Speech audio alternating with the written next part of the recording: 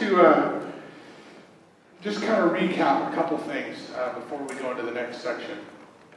The first thing is again, just that each of you had some great discussions over lunch with several different folks, that each of you, again, are really spending the time, and hopefully some great time with the Lord, just processing, thinking through the whole idea, the principle of being a disciple of Jesus Christ.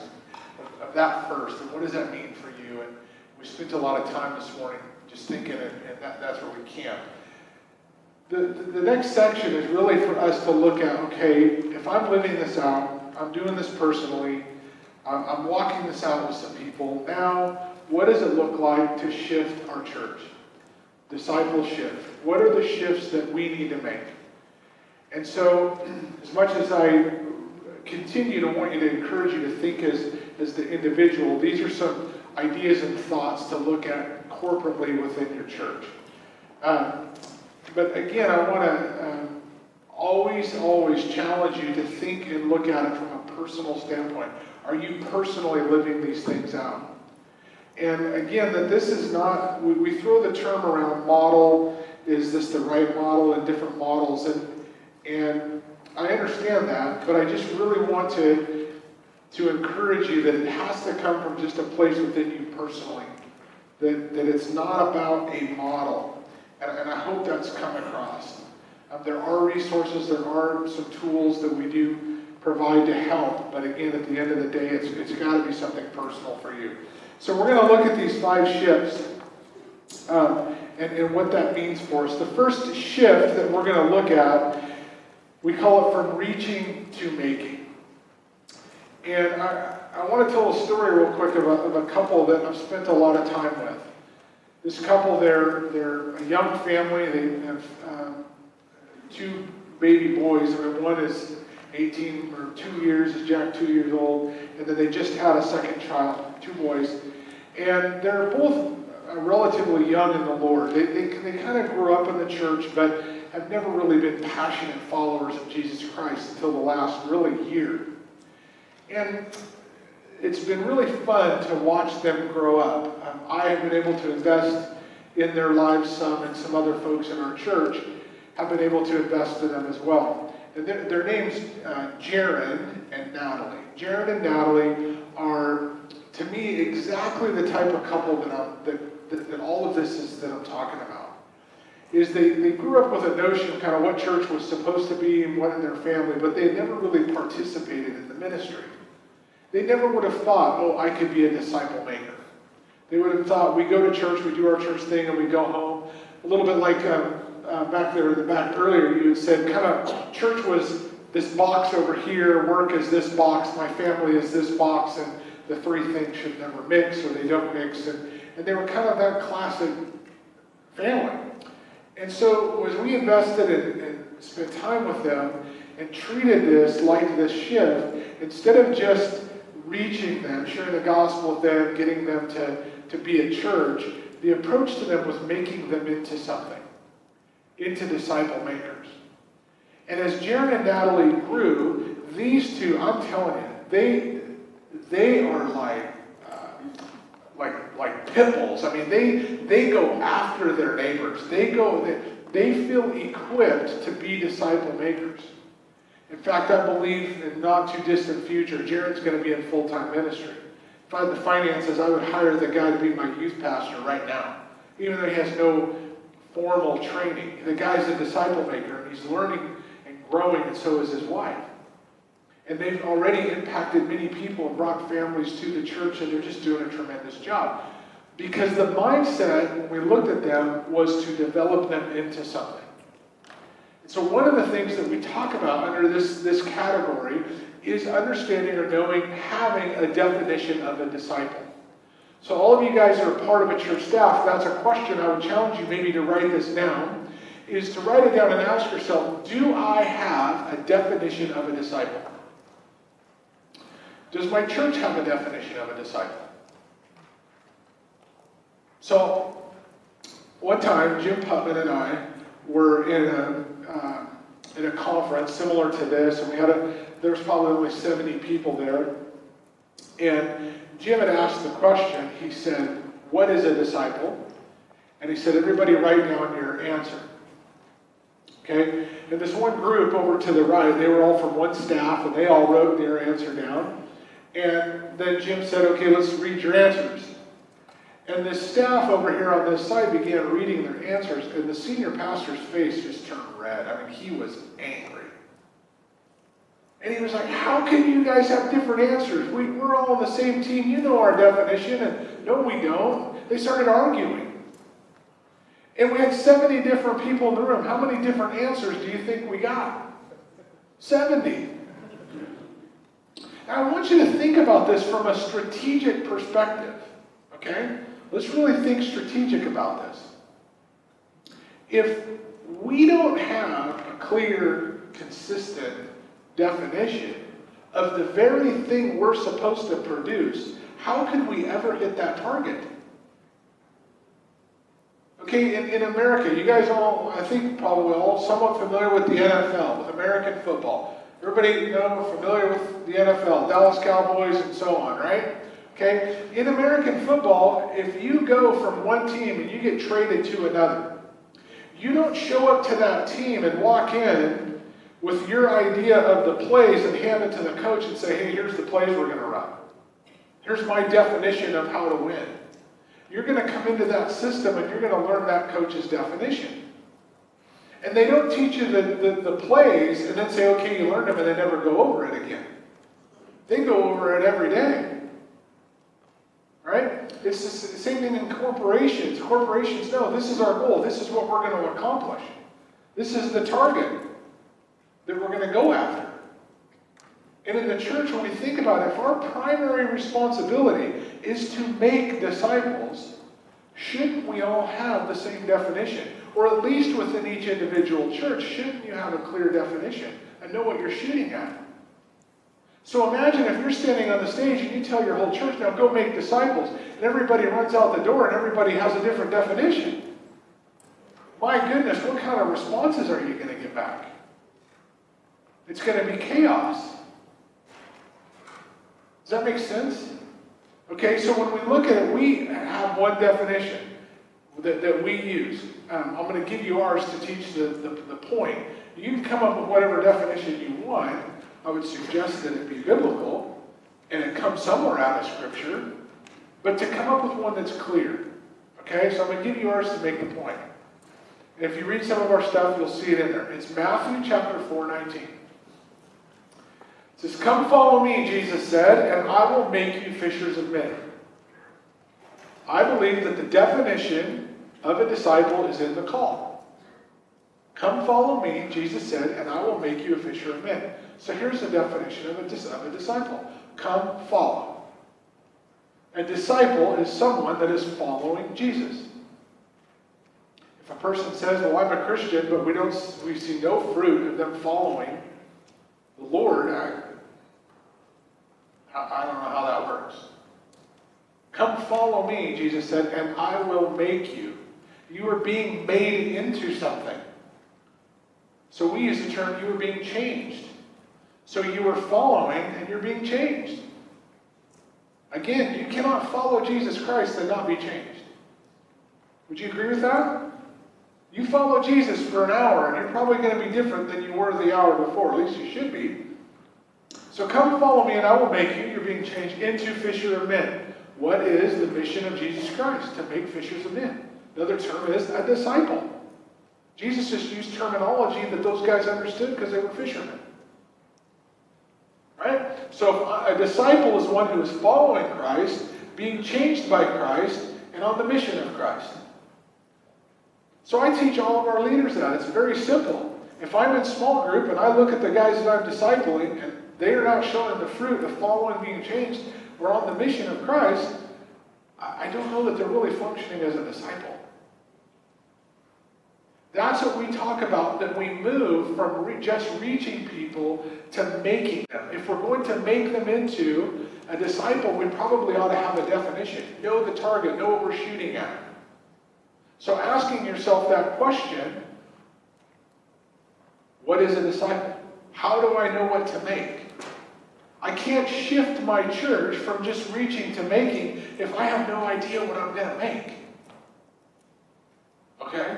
So don't try to shift your church if I don't have clarity to what I'm going to shift them to. That's just going to frustrate your people.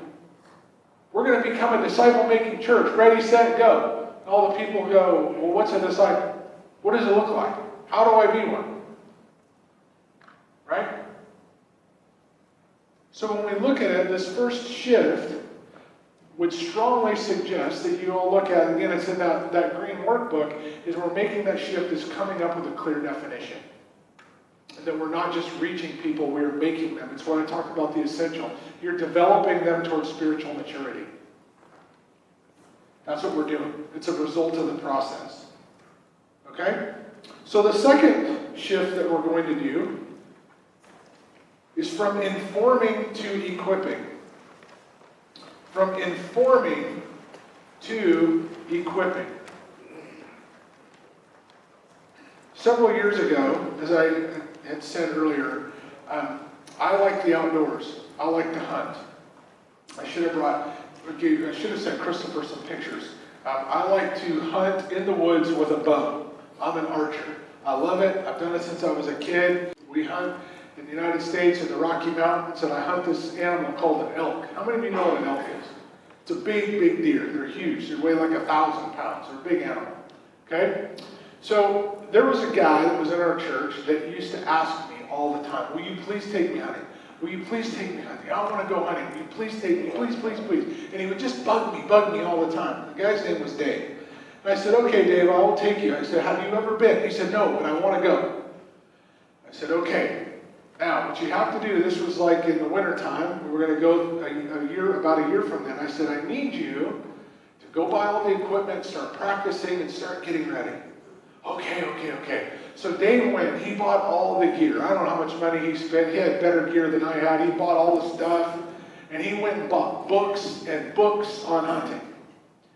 And the guy, every Sunday I would see him at church, he'd come up to me and he'd say, hey, this is what I learned. He'd bring me these articles and he'd tell me all this stuff that he had learned. And I was like, wow, man, he really wants to do this and he really cares. And so he's reading and studying and reading and studying. And we would talk about it and I'd tell him stuff. But Dave had never spent one day in the woods hunting. So the time finally comes and we go out and we're out in the woods and we're hunting together. And I know this area very well.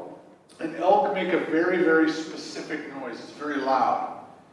And maybe later I'll do it. But I've got the stuff in my bag. Trust me. I don't go anywhere without it. So anyway, the elk make this specific noise. It's really loud. And we can hear him. And so I tell Dave, okay, there they are. Let's go get him. And we start getting there to him. And I use a call that calls the animal to me. And so I set Dave up. I'm like, okay, he's going to come right to you. Now get ready. So I start calling, and sure enough, this great big elk with great big horns comes walking right up to Dave. Doesn't see Dave. He's looking for me. I'm way behind him. And I can see Dave, and I'm watching this. And the animal walks right in front of him, like from me to Christopher. And I can see him, and he's shaking. He's so scared. And the animal walks by, and he never shoots and goes down the hill and leaves. And I walk down there, and Dave, He's sitting on this log with his head in his hands. And I walk up to him, I said, what happened? He goes, I don't know. I was so scared because I didn't know what to do. I said, you shoot it. He goes, I didn't know. And I panicked. Right? Dave knew and had all the head knowledge in the world to be a good hunter. But he had no experience in the woods. He didn't know what to do when it got intense. He didn't know when to draw his bow. He had never been through or lived through the experience. Does that sound familiar with disciple making? We have so many people in our churches that know the biblical answer. They know the head knowledge. But when they get out there into the world and their faith is tested and life happens, do they know how to respond? When somebody offends them, they can quote the scripture, but do they know how to love them and forgive them and walk through it anyway? Do they know how to forgive others' faults? Do they know how to love the unlovable? Because I'm telling you, if you spend much time around me or I around you, eventually we're going to make each other mad. It's just human nature. We're people. And if we don't understand that in order to shift the church, I have to go from just informing to actually equipping. To actually take people out and let them experience it. To make mistakes, to fall down. And sometimes in the church, we're so afraid of people making mistakes that we just keep them from doing it altogether. Oh, what if they teach something that's not biblical? Okay, we'll deal with it. That's an opportunity to coach them. I can't tell you how many times I've had guys in groups say something that was completely heretical. Like, where in the world did you hear that? That's a great time to teach, to coach, to equip them. To walk alongside. Say, no, actually, this is what the Word of God says, and let me help you. Let me teach you. Let me model for you. See, we have to make this shift that it's not just about informing. Right? If Jesus' model was to inform, he would have gathered the 12 up, he would have set them on the teacher's steps, he would have taught them for several hours, and he said, "No, tomorrow I'll come back and we'll do the same thing again. You guys show up every day, I'll inform you, and then you go home and we'll just do that for 3 years, or whatever." That's not what he did. In fact, I would contend that Jesus did very little informing, but a tremendous amount of equipping. Think of how many times, you go through, pay attention to this in Scripture, how many times the disciples or Pharisees or whatever group would say something to Jesus and Jesus' response was often a question back. That's equipping. I don't know, what do you think it says? What do you think happens? How do you understand it? And he would listen to their responses.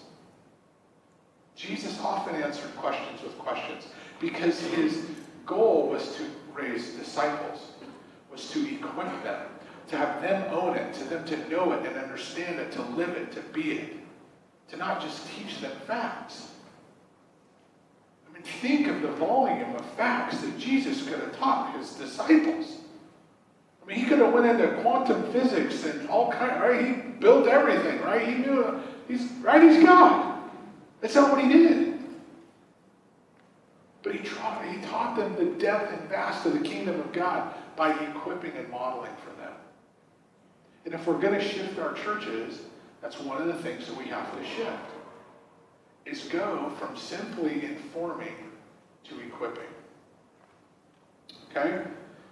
The next shift that we're going to talk about is from program to purpose. And I've asked Lisa to come up and talk about this. I want to tell you, somebody that does understand informing and understand equipping and the difference is Lisa.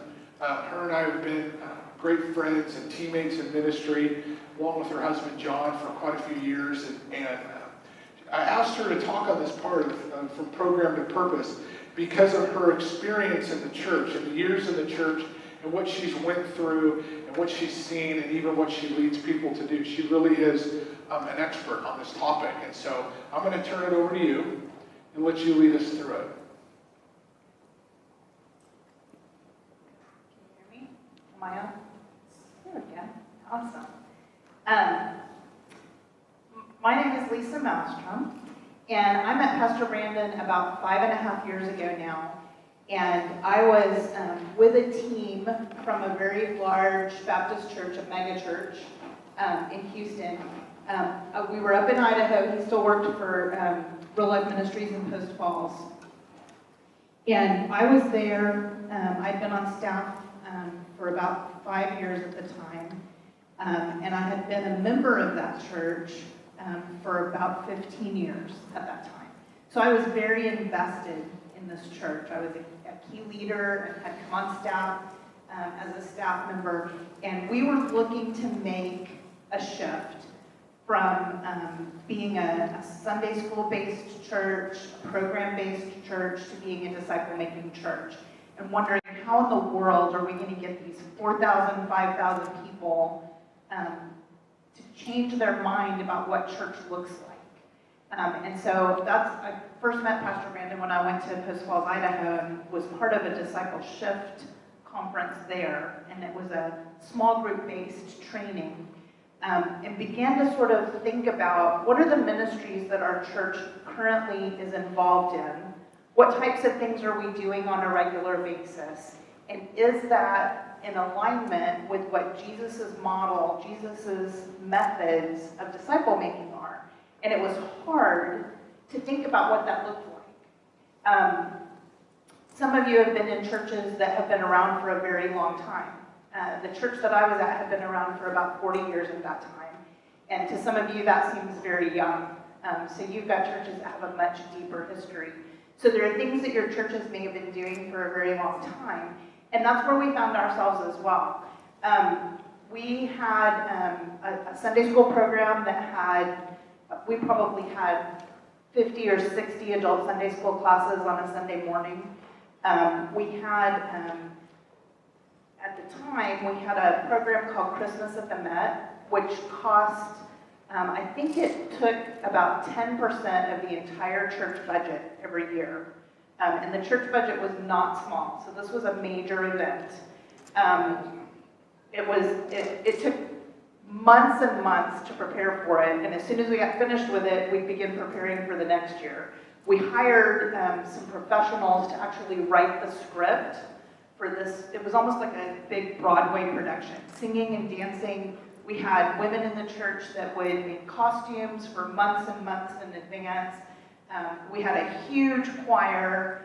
I don't even know how many people were involved in the production. It was amazing. And my husband Jon was in the choir, and for several years was involved in Christmas at the Met. And it involved a serious commitment of time. And I had two very small, we had two very small children at the time, but he was never around during the months of October and November as they prepared for Christmas at the Met. And this was an event that had live animals, as well as all of the hundreds of people that were on stage. And so that was all fun and games until one of the sheep didn't want to leave the stage.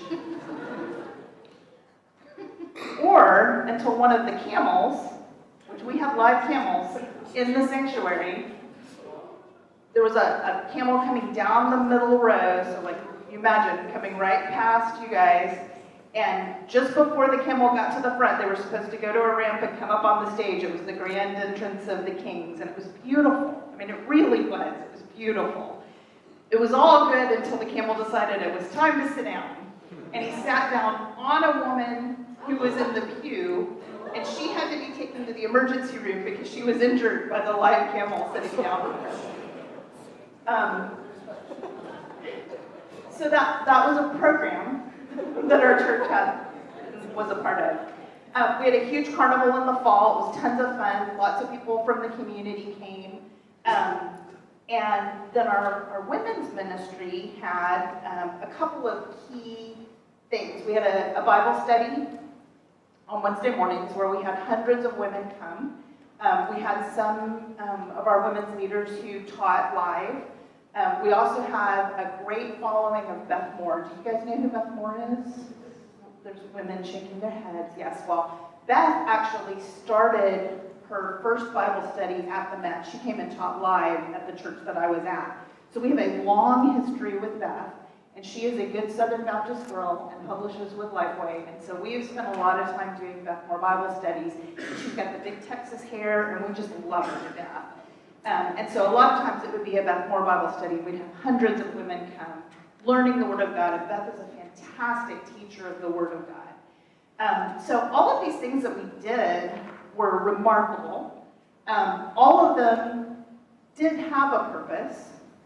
We did them for a reason. They were not bad in and of themselves. But what was it that really came out of them? The cornerstone of the women's ministry was an event called the Holiday Dinner. And this was something where every year the women would plan for months It was a day that we knew we could go and get dressed up, and sometimes girls like to dress up and put on high heels and feel fancy and look pretty. The men of the church would come and serve us, which we liked that too. That was kind of cool. That was sort of a neat turnaround. And it was a time when we had, there were tables, and you could sign up to host a table.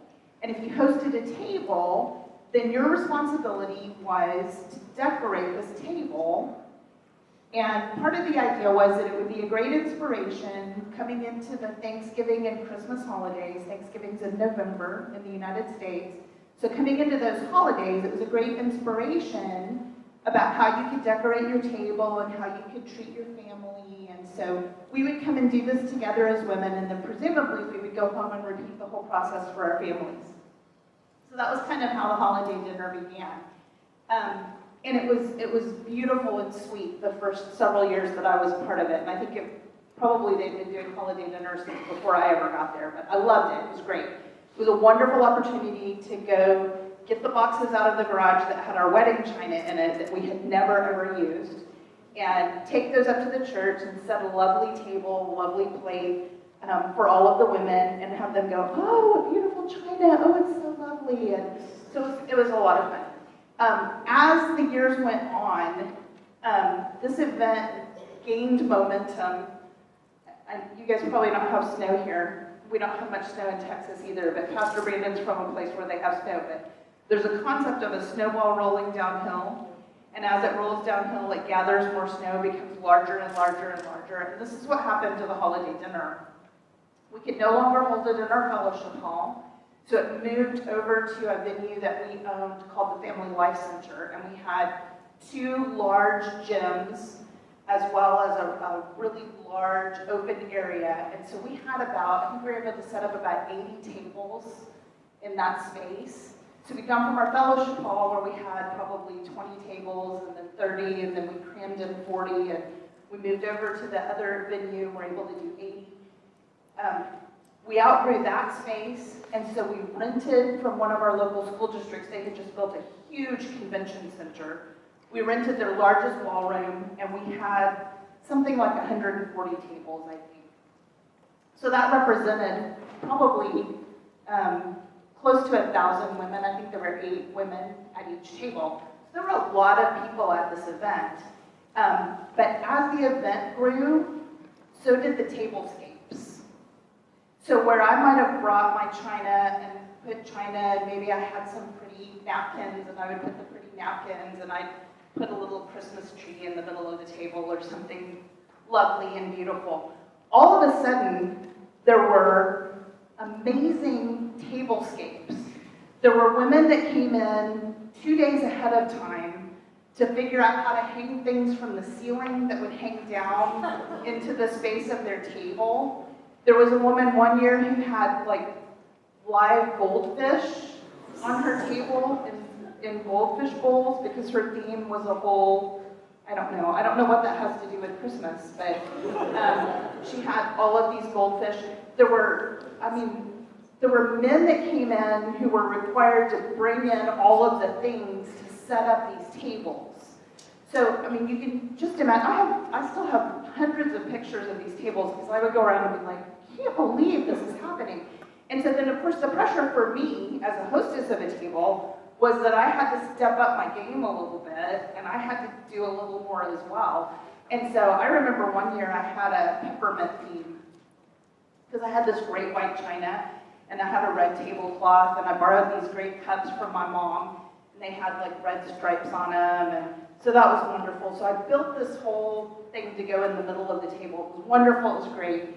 But when the ladies came, you see where I'm going with this? Have you guys heard anything about the ladies or the evening yet?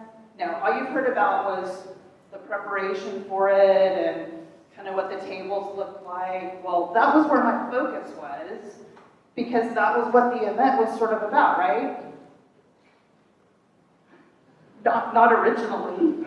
Originally, it was about women coming together, talking about how we could love on our families, talking about the Lord, listening to a message from somebody who had a good message to give us something inspirational about how not to kill our families going into the holidays. But somewhere along the way, things got out of control. And the event was crazy.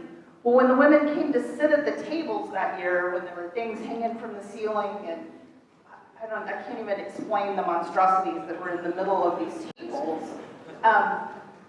What happened was that even the 8 women around a table, which you would think, okay, that's a small group, right? 8 women, that's a small group. So that's a good relational environment. That's a good place to start making disciples. Well, it's fine, except you can only see the person on this side of you and the person on this side of you, because everybody else is behind whatever this beautiful centerpiece is that you have built. So you can't even have conversation across the table. So now we've even destroyed the relational environment aspect of it. And, Brandon's talked about that discipleship starts with you. And it did start with me.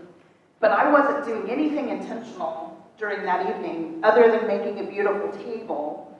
I wasn't being intentional about facilitating relationship between the women at my table. I wasn't being intentional about ever seeing them again necessarily. Some years I would invite all my friends because that was a lot more fun. If I filled my table with people that I knew, then I didn't have to worry about talking to somebody that I didn't know. How intentional is that?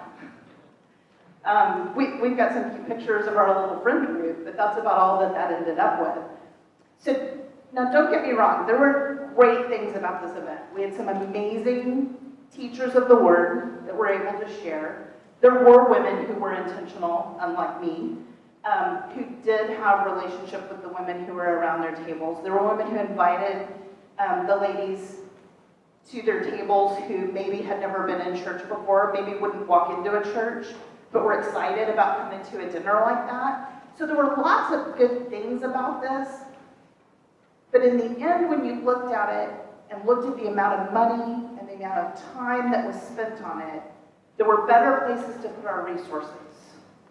There was a better way to use all of those women who were excited about doing something for the Lord. There was a better way to do that. Now, at holiday dinner, for however many years, there was a woman who I knew that had been part of our church. Her name was Maureen. And she was a pretty blonde lady, and I would see her at holiday dinner, and I'd wave at her across the convention center, or whatever that looked like. And we knew each other, we knew of each other, but we did not know each other well. I would see her at church on Sunday mornings, and again, I'd wave across the auditorium at her.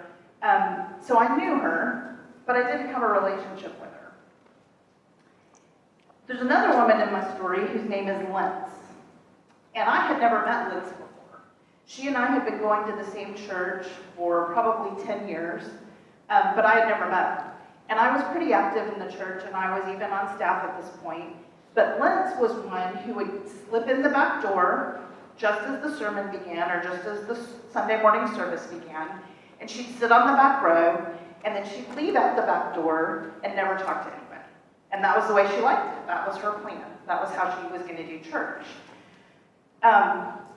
As our pastor began to teach about relational discipleship, as he began to teach about the biblical principles of relationship, both of these women heard something that they had not heard before in church. And they were impacted by the Holy Spirit that they needed to make a change in what they were doing. So for Linz, it was, hey, I need to not just slip in the back anymore. I need to be a part of something that's going on. For Maureen, who's a lovely blonde lady, who's really great at waving hello from across the room, she's an introvert. She's afraid of having conversations with people, or people wear her out. I guess that's what my introvert friends tell me. It's more just that people wear me out. And so for both of them, they realized that there was a change that they needed to make. As our church began to implement small groups, these women both made the really brave decision that they were going to seek out a group to be a part of.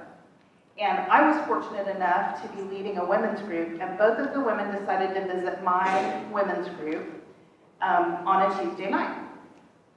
So it was kind of, small groups was new for our church. It was something that we were trying.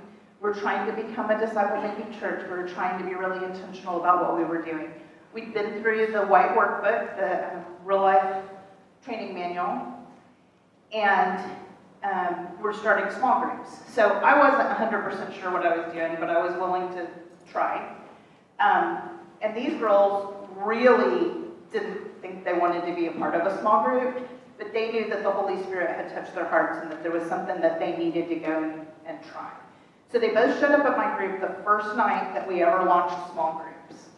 And Maureen was there because a friend of hers had invited her, and Maureen said, I'll come, but I'm not going to talk. And her friend said, that's okay, you can come, you don't have to talk. Liz came, and she did talk the first night. And Liz said, I just want to tell you girls that I'm here to try this out, but I don't think it's really going to work. I don't think this is for me, and so you might not ever see me again. And I'm thinking, awesome, I have one girl that won't talk. I have one girl who's pretty sure that this is going to be a disaster, and she's not going to want to come back. And then I had a couple of people that I knew fairly well, and I thought, well, maybe the 2 or 3 of us could do small group together. But Linz and Maureen came back. They both liked it. They kind of felt like it was they were hearing something from the Word a little differently than the way that they'd ever heard it. We were doing biblical storytelling, which is the way that we do our small groups at Real Life Texas. That's the way we did our groups at this Baptist church as well. And they liked it, they appreciated it, and so they came back. And then they came back the 3rd week, and then they came back the 4th week. And my little group was beginning to grow, people were inviting friends, and one week, it's probably a couple of months into this, the girls began showing up at my house for a group, but instead of showing up one by one like they normally did, they all showed up in pairs. There'd be 2 of them at the door, 2 more come to the door, then Maureen and Liz came to the door. And I'm thinking, what is going on? Did I miss the ARC thing? Is there something happening here? Because everybody showed up 2 by 2. And I realized later that was one of the signs that this group was going pretty well. These women who had not known each other previously were now calling one another outside of group time and making arrangements to drive together to my house, which was very hard to find. I think God had that in his plan when he moved us there. And so they were showing up together. So they were beginning to build relationship with each other outside of the group. And I thought, ooh, I'm doing a good job as a group leader. Well, it had very little to do with me. It was in spite of me. But I was being faithful in doing what God asked me to do. Remember we talked about there's 3 parts to disciple making? Does anybody remember what the 3 parts are? God's part, there's my part, and there's their part. And so God was faithful to do his part. I was probably at this point doing the bare minimum of my part. And the girls in my group were beginning to do their part. And it was really sweet to watch. Well, I'll tell you what happened to Maureen and Liz. After they showed up 2 by 2, we began asking them things like, hey, would you guys like to tell the story next week? Who thinks they could tell the story next week? And several of the more outgoing women in the group told the story. And so that was great. Maureen's going, yeah, I'm never going to tell the story, so don't even ask me. Linz was not interested in telling the story because she didn't think she could remember it. She's very much a perfectionist. She likes to have all the details exactly right, and so she wasn't going to tell the story because she didn't think she could remember it. So I finally talked to Linz one day, and we were having coffee, and I said, what if I let you use notes to tell the story? Then would you tell the story? And she said, well, how many notes? A page? I don't know. And she said, well, yeah, I could probably try that. And I was like, okay, well, think about it. You don't have to commit right this minute, but just think about it. And next time we say, hey, who'd like to tell the story, maybe you'll be ready to make that commitment. And I thought the chances of Maureen doing it were pretty slim, but I thought I could probably get Linz. So the next week at group, we were getting ready to assign the story. And I said, who would like to tell the story next week? And one of the ladies in the group named Tanya, who's now at our church in Real Life, Texas, her question was always, what's the story? I'm like, it doesn't matter what the story is, Tanya. Somebody needs to tell it. She'd be like, well, yeah, but if it's one that I really know, then I could maybe tell the story. It doesn't matter, because you can learn the story and you can still tell it. So Tanya asked her usual question, what's the story? And I said, the story is the baptism of Jesus. Now, I'm supposed to be the intentional leader, right? But Tanya pipes up and says, oh my gosh, Linz, you have to tell that story because you've been talking about getting baptized. And so this is about the baptism of Jesus. If you study the story this week, maybe that'll be, maybe that's something that the Lord will use to help you make a decision about whether you're going to get baptized or not. To make it clear, she believed in baptism and knew that she needed to be baptized, but she was afraid of it because she'd have to be in front of the church, and she just really wasn't sure about the whole getting underwater thing. So what I did, first of all, was go, I should have recognized that, right, as the intentional leader.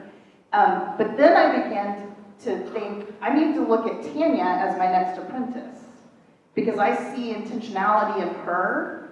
That means she's growing as a disciple maker, and so she needs to become my next apprentice. So I had that in the back of my mind. And then, of course, I encouraged Linz, absolutely, you can even bring a page of notes, and you can tell the story. So the next week, when it was Linz's turn to tell the story, she came in, she had her page of notes, and she was ready to tell the story. And so this time I thought, well, I am going to be the intentional leader this week. And I said, Linz, before you tell the story, just tell us what this week was like as you learned the story of Jesus' baptism. And she said, you know what? It was the most incredible week.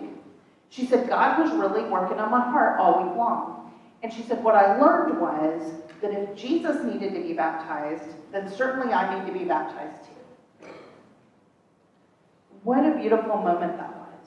So now Linz, I'm just watching her. Those of you that are familiar with the discipleship wheel and the stages of spiritual growth, I'm watching her just spin through stages of spiritual growth. It's just incredible what's happened in the last couple of months.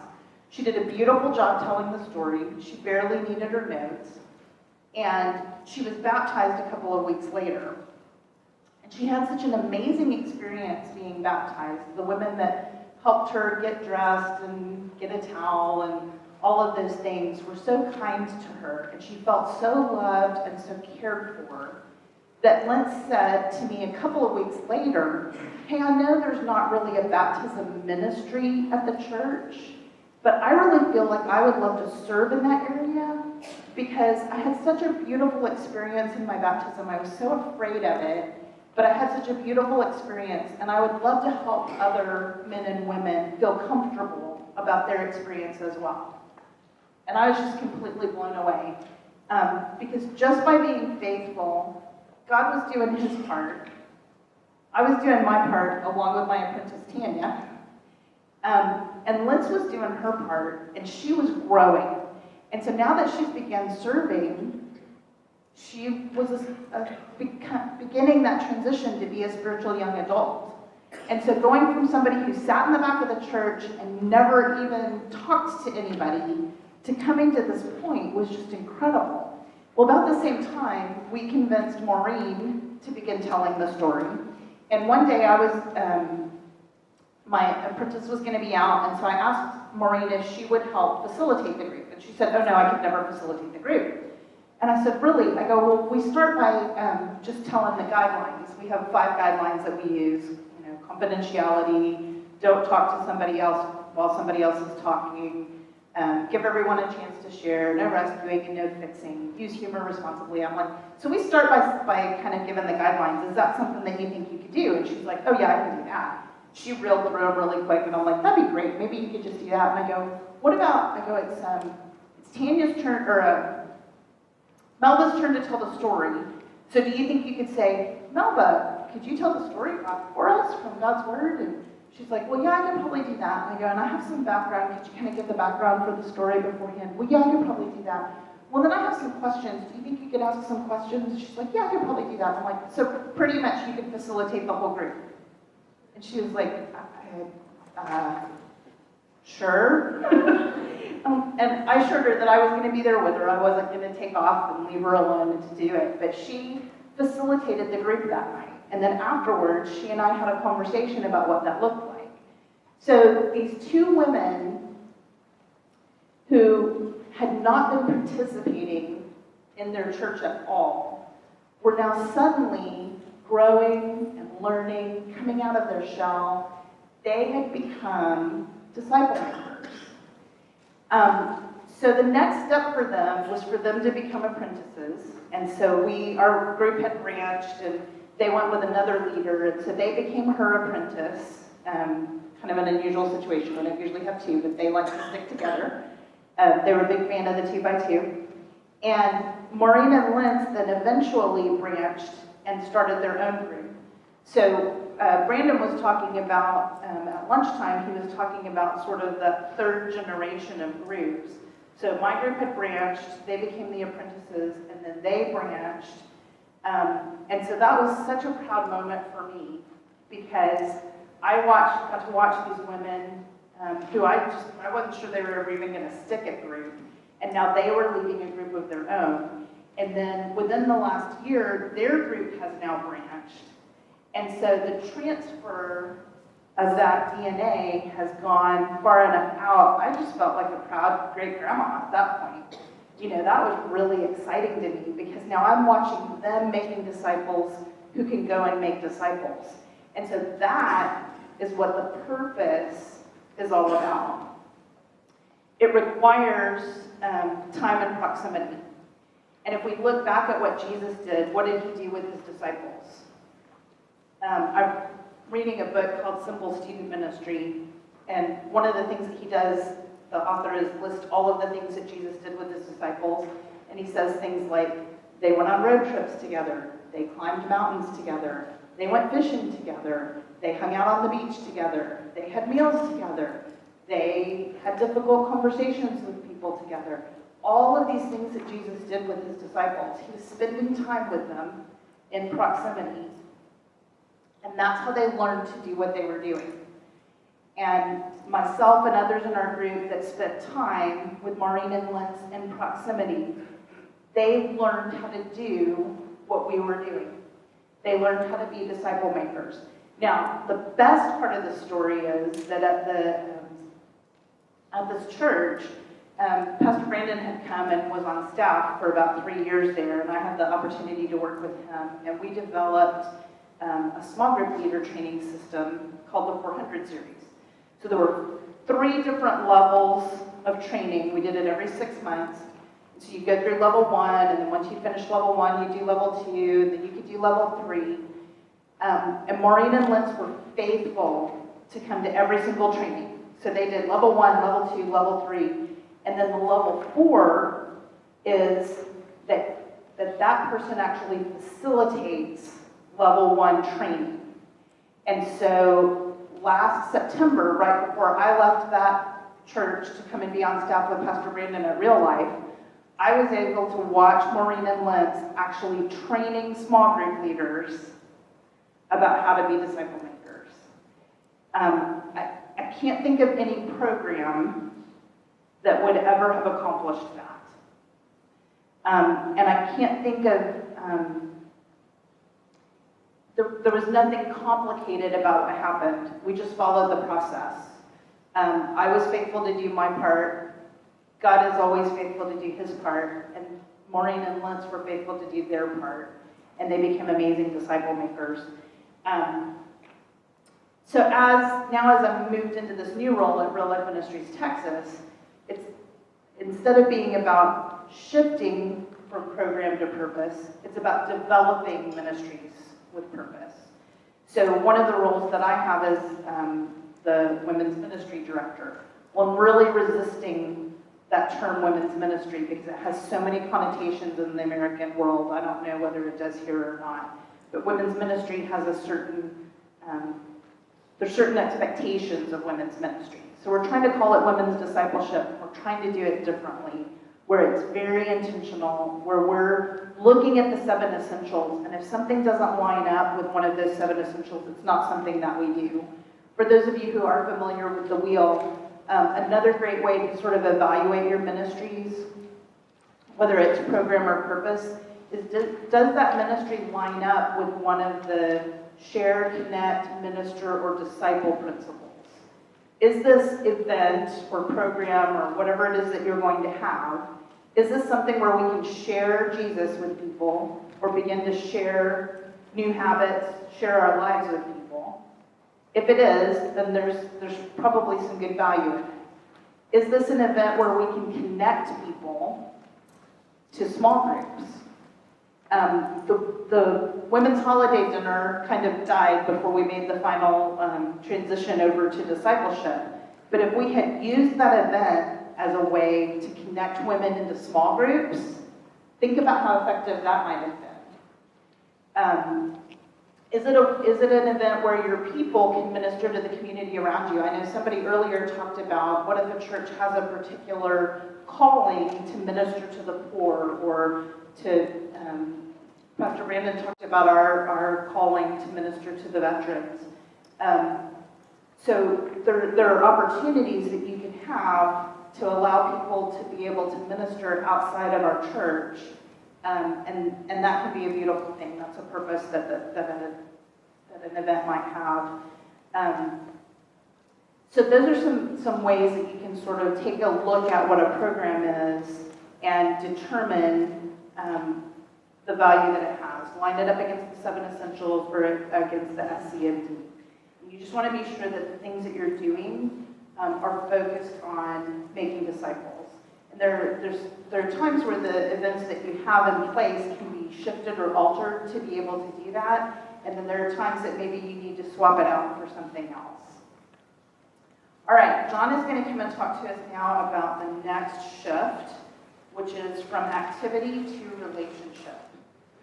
I want to clarify 2 things that Lisa said before I get into my piece of it. First of all, I was not riding the camel when it sat down on the wall, so I had no part of that whatsoever. I was in the choir on the stage way in the back at the very top. And then secondly, now that Lisa and I are empty nesters, do you guys know what that term means? Okay, so our kids are off. They're in college now. They've left the house. And we are using our wedding china every single day. And we're loving it. So, well, I want to talk to you about the concept of shifting from activity to relationship. And this is a topic that is really deeply important to me, the concept of relationship in particular. Lisa mentioned some examples of activities that churches do. There are a lot of activities, there are a lot of good things that we do as a church, but they don't often accomplish the goal of building disciples and of creating relationship that's deep, where we can speak into one another's lives. And so I want to talk to you a little bit about what relationship means to me, and I think how it can apply to you all as well. And so I want to start with just an example, and I'll go back to the same church that Lisa and I came from. Very large church, mega church, and they were building a men's ministry, a really big men's ministry at the time. And there was a program called Men's Fraternity. I don't know if that's something that you all have in the Asia Pacific region or not, but it was very popular in the United States. And it was part of it was video series, and then part of it was some lecture, and then you broke into a few small groups. And in theory, in the small groups, that's where you would build relationship, right? It didn't happen though. And it was very disappointing to me because it was all very surfacey. It was very, just nobody was very willing to reveal much of themselves through that process. And I got very discouraged, I guess, because I wanted to share what was going on in my life and what my struggles were, and how I could get better and learn from others. And what I got out of those groups, we met for probably 10 weeks, I think that series was, but it was all very churchy kinds of answers and discussion that we had, and very on the surface level. It didn't go very deep at all. And so I was very discouraged by that. wasn't what I was looking for. And I'll just give you a little bit of background on myself. I'm very much an introvert, first of all. I shy away from large crowds. I don't like being in big groups of people because I feel like I don't have anything to say. I don't know what to contribute to the conversation.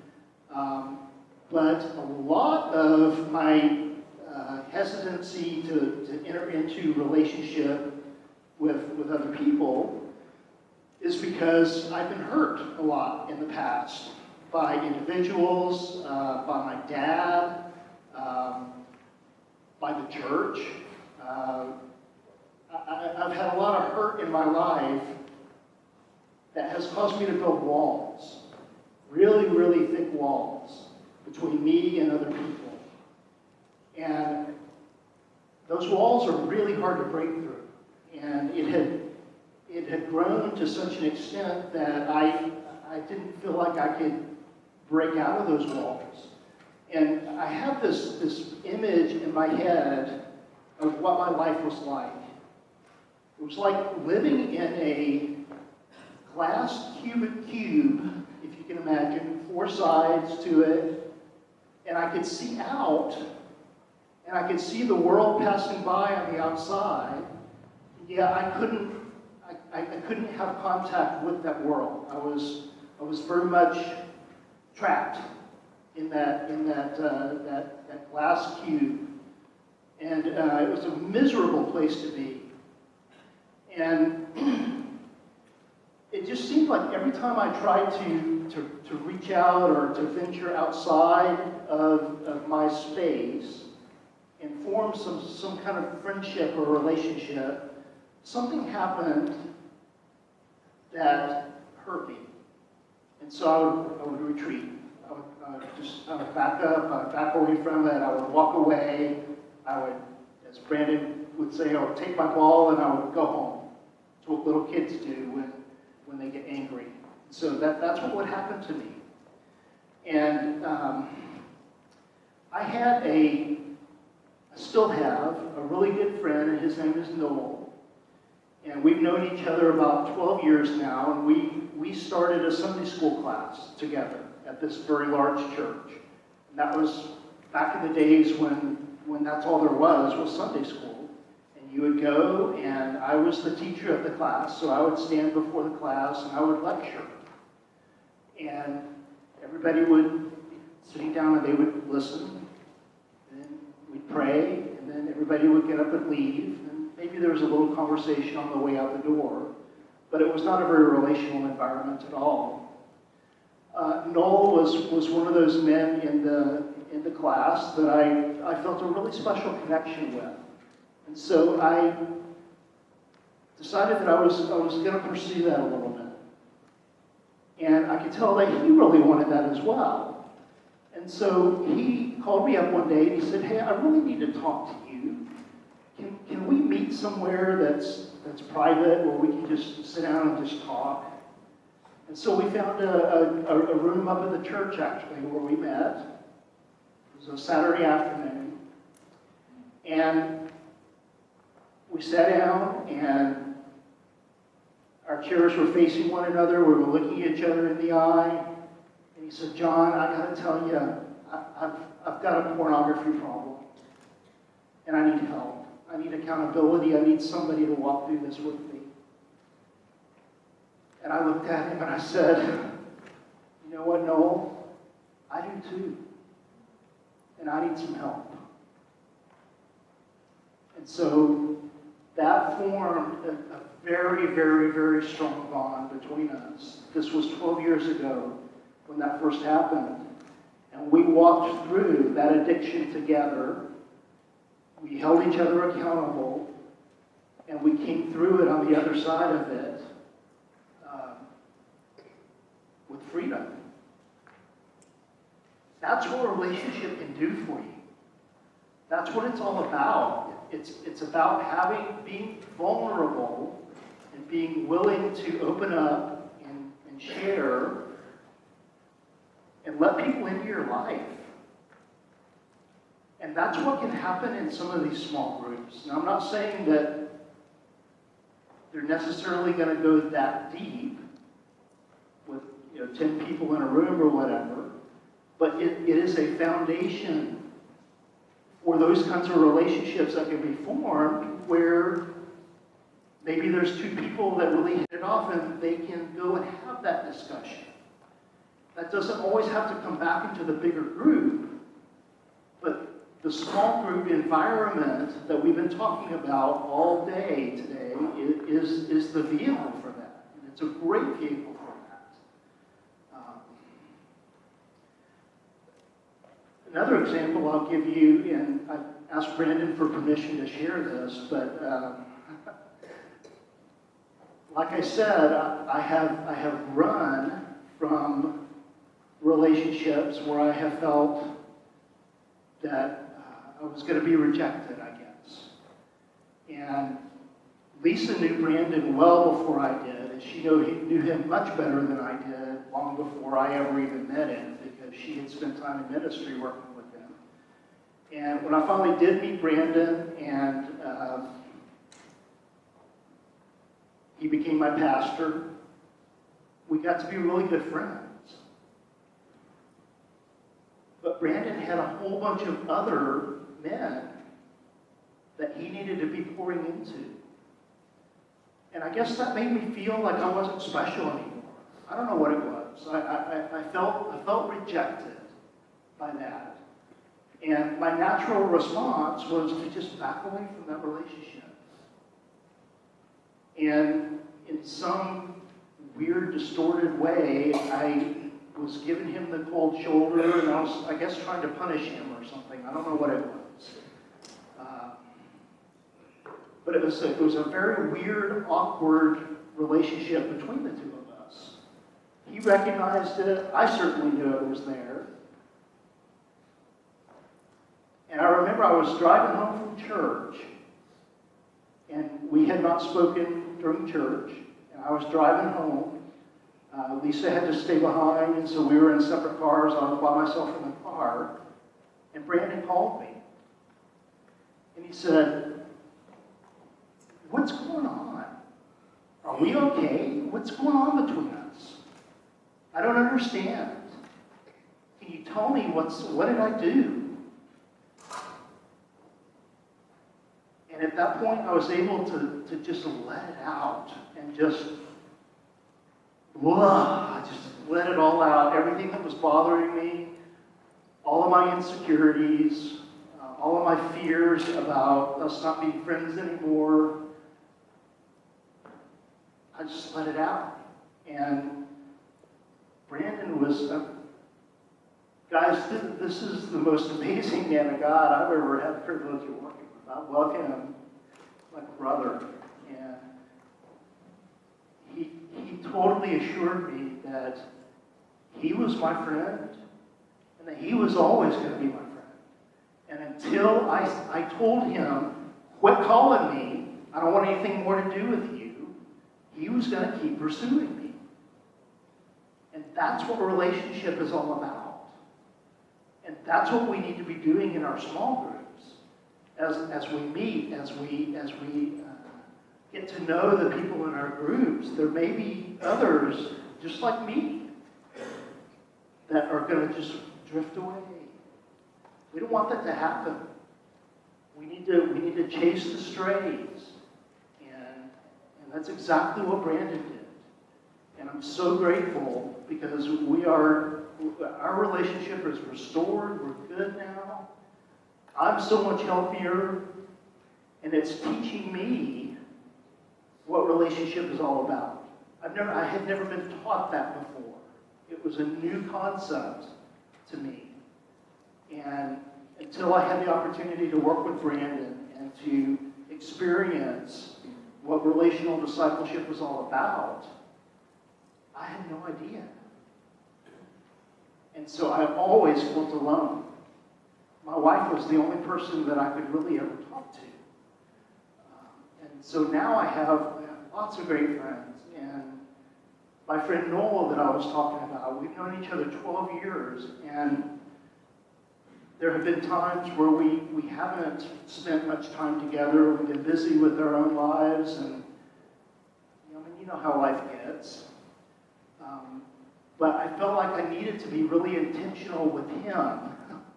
And so I set up these monthly lunches now. So every month on a Friday afternoon, we get together for lunch and we just talk about what's going on in our lives. And God uses that. The last time that we got together, I got to the restaurant first and I sat down, and he came in and he sat down, and I knew immediately there was something wrong. And I could see the tears welling up in his eyes. And I said, "Brother, what's wrong?" He said, "I just got a call from my mom, and my parents are getting divorced. They've been together 60 years. And he was just so torn up about it. And it was just a God thing that we had that lunch scheduled that day, and I could minister to him. I could follow up with him. And we could continue in relationship as God intended. God put us together for a purpose. We need each other. And it's just so clear when he uses us in that way. So I just want to encourage you as you maybe start your own groups and you become a leader of a group or an apprentice in a group. The intentionality aspect of that is so very, very important. It doesn't happen by itself. We have to make sure that we're engaging in that process and that we're pushing into it, pressing into it, and reaching out to those that we haven't seen in a while. And for those that are there and are going through difficult struggles, we listen. We don't always offer advice because sometimes that's not what they need. Sometimes they just need a listening ear, and they just need somebody to hear them. So I would just encourage you, as we move from an activity-based culture to more of a relationship-based culture, that it must be intentional. Thank you for your time.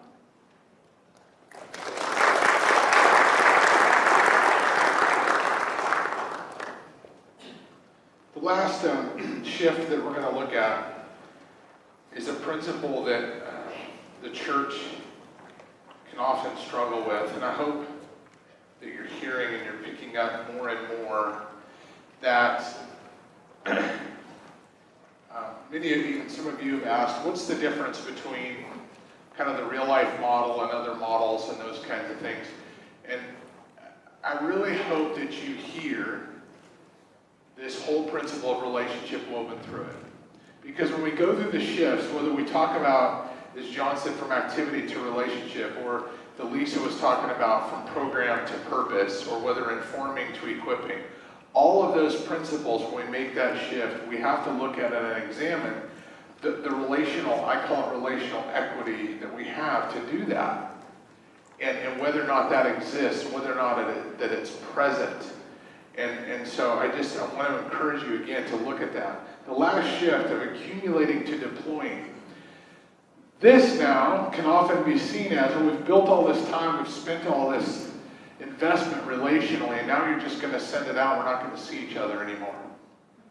It seems kind of counterintuitive, right? Every single small group I've ever built and ever had, when you go to branch it, the people say, well, I don't want you to branch my group.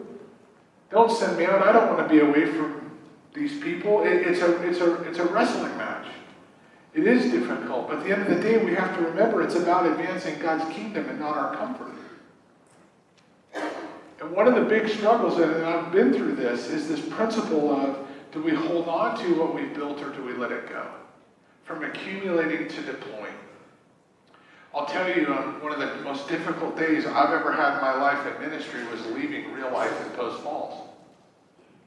I can tell you 1,000 reasons why. Moving from where I lived in North Idaho, it was all mountains and beautiful. It was, if you ever think of, these big forests and mountains and lakes and rivers, it's what it was. Texas is as flat as a table. It is flat, lots of people. It was just so different. And that was hard, but what was even more difficult was leaving some of the closest relationships that I had. Hopefully someday some of you guys will get to meet Jim Putman. Jim and I are very close friends. He is my dear brother. And I'm telling you, when I came to him and told him, Jim, God's calling me to leave, I'm telling you, he was as mad. I thought we were going to get in a fist fight over it. You're not hearing from God, and we're going to, it was rough. But we have to remember at the end of the day, it's not ours to hold on to anyway. And so thinking about that even within your church, within your groups, are you holding on for a sake of control or a sake of flesh reasons versus letting it go and allowing the kingdom to expand? If you think about it, every other kingdom is built on a principle of conquering and taking over, controlling, dominating. Jesus' kingdom is about serving and letting go. It expands by sacrifice and dying to self and releasing and letting go. And as pastors, it can be very difficult to raise somebody up and then to send them out. Right? I think of, as I mentioned earlier, Jaron. I believe he's called into ministry, and I'm going to do my best to invest in him and develop him and raise him up. And that guy one day could be a senior pastor, and one day I'll have to let him go and send him out. God willing. That'll be a hard day. But for you and your ministries to think about the principles, do you have a vision to send people out? Do you have a vision to raise people up? To teach them to follow Christ, and as they're changed by Christ, that they are sent out to be fishers of men? Do you have a plan for that? Does your church know that you have a plan for that? And as I've said before, when you look at it personally, do you personally believe in that? That I have to raise up spiritual children, develop them, and send them out into the world to where they're not dependent on you anymore? Do you have a plan for that? In your leadership, can you agree upon common terms with the discipleship process that yes, our goal is to raise people up, that we know we're going to do that, we're going to develop them, and as God opens doors, we are going to send them out. Is that something that you all have agreed upon? Do your people know that you have a strategy, or is it just accidental? Do you have a system? A developing, raising up, and sending system. It's something for you to look at and examine and go, well, do I? If we noticed and saw a group of people that God was working and we needed to plant a church there, could you raise a team up and send them to plant that church? Would you have a plan for it? Could you fund it? Now, maybe some of you are. I know, from the United States, the entire, just in conversations, the church in Southeast Asia, we hear a lot about what great church planters that you are and what's happened in this region of the world. And so you may be great at it. There's things that we can learn from you about it. But I know the church as a whole, around the globe, typically does not have this plan. They haven't thought that far. It's usually some other organization that thinks about church planting, not the church itself. So do you have a plan? Have you assessed where you're at? Do you know where you're at? When it comes to making these shifts, and you're thinking about, well, we're accumulating a lot of stuff, do we have a plan to deploy it out, to send it into the world? Have you made that assessment? One of the things that we often do in conversation is we talk about the various different leaders in our church. Where are they at spiritually? What do they need to grow? We're going to talk about that process some tomorrow. I'd even go kind of old school in the church. I'd write names on a whiteboard and ask them questions about it and say, where is this person at? What do they need? How do we help equip them? And be thinking that intentional about it. So when we think about making these shifts in our church, when we go back to it, we start even from the very beginning. I want you to think about this now in light of everything that we've talked through. If we're going to make these shifts, we're going to start out, and instead of reaching out, then we're going to make disciples. And we got to have that definition. That we're going to go from just constantly thinking about reaching the lost to making disciples. If we focus on that, we will reach the lost. It'll be a byproduct. So as we do that, as we're making disciples, then we can make that shift, as I talked about, from informing to equipping. So now we can start to develop our people. We can equip them, empower them. And then, once we're empowering and equipping them, we send them out as a purpose. And Lisa gave a great picture of that. Instead of just doing a program for the sake of doing a program, we can actually have purpose and be able to prepare people and send them out to deploy them. And we're not just doing activities, but it's a relational process, and we send them out. I want to close with this story today, and then we're going to open up for some Q&A. I've told this story before to other groups, but it kind of sums up the point when we do this right.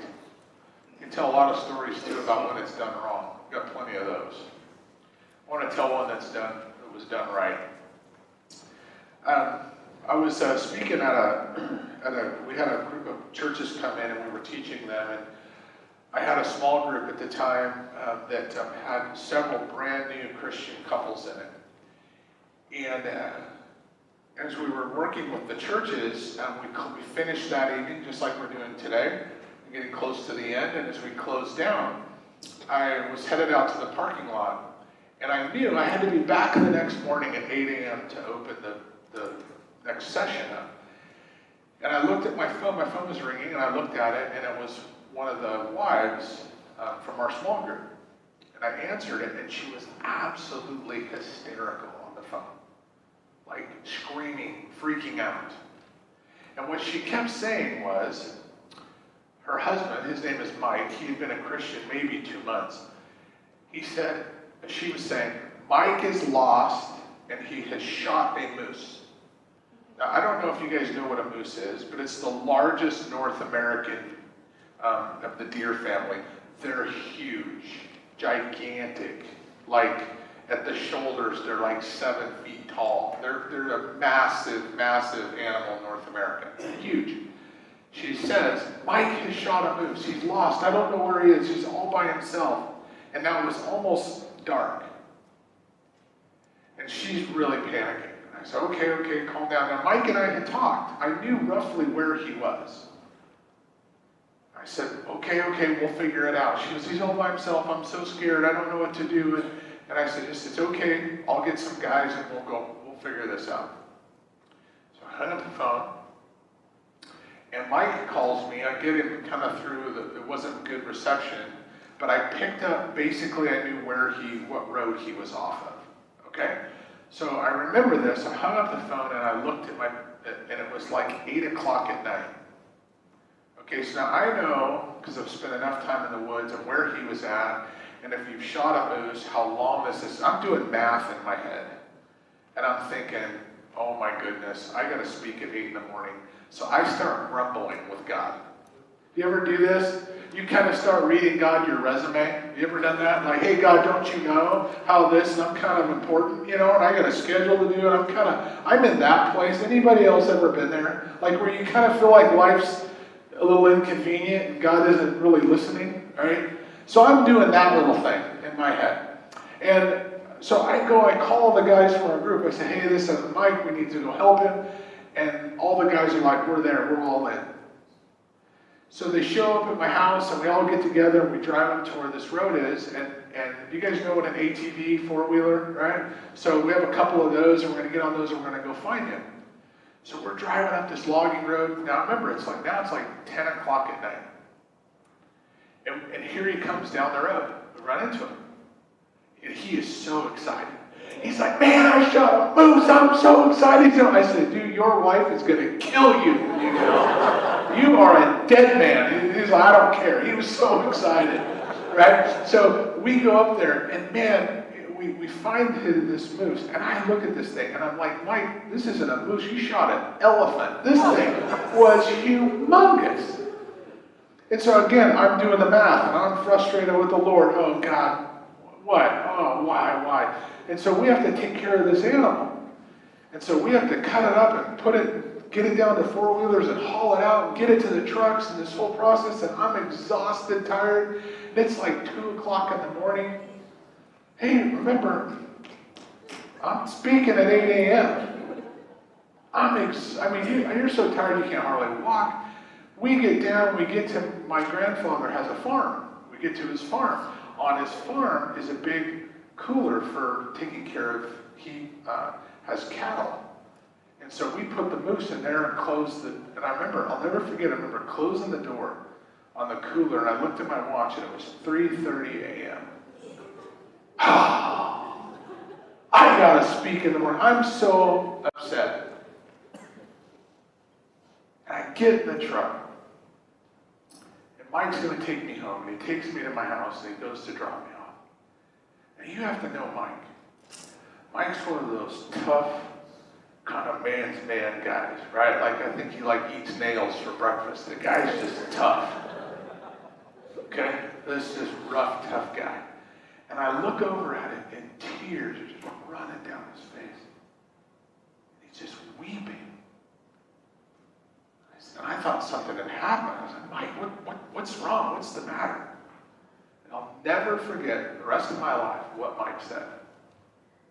He says this, I've been a Christian for 2 months. He looked at me and he said, I know what church is.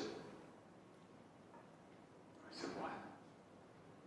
He goes, you guys were the church to me. I understand what church is. And I thought, wow. And he was so impacted by this group of guys that put everything down.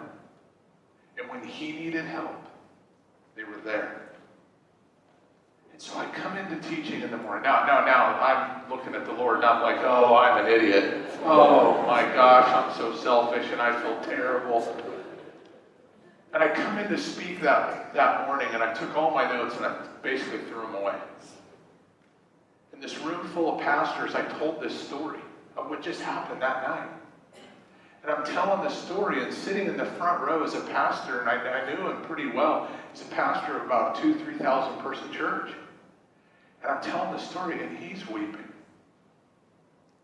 And I remember I just asked him, I said, are you okay? And he stood up, and this is what he said.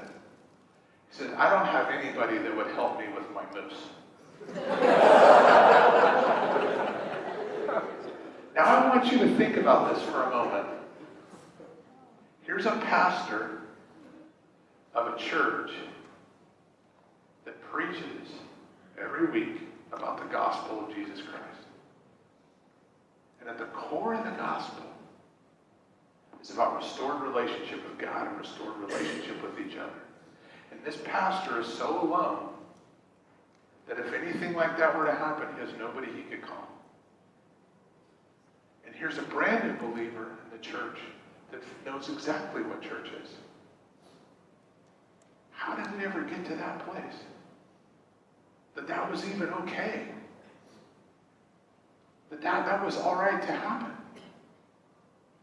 The pastors and the people in ministry are in a place to where they don't have relationships with people, that when life is difficult, and heaven forbid you ever have what I've been through the last 4 months, that you can't call somebody and people aren't there to help carry your burden. We can implement whatever models we want, and there's great ones out there. But at the core of what we're doing, if that's not there, it doesn't matter. It doesn't matter. And when we live the way church is supposed to be lived, then the unchurched are drawn to it. See, several weeks later, Mike got to lead his mom and dad to Christ because of how the guys cared for him. And several years after that, Jen and his wife would go through severe breast cancer and nearly die. And groups came around and walked with her for a year and cared for them. That's why we do church, isn't it? So if we're going to make these shifts and lead the church through change, it has to be from who we are. It can't be programmed. It's starts with us. It starts with you. That you are a disciple who can make disciples.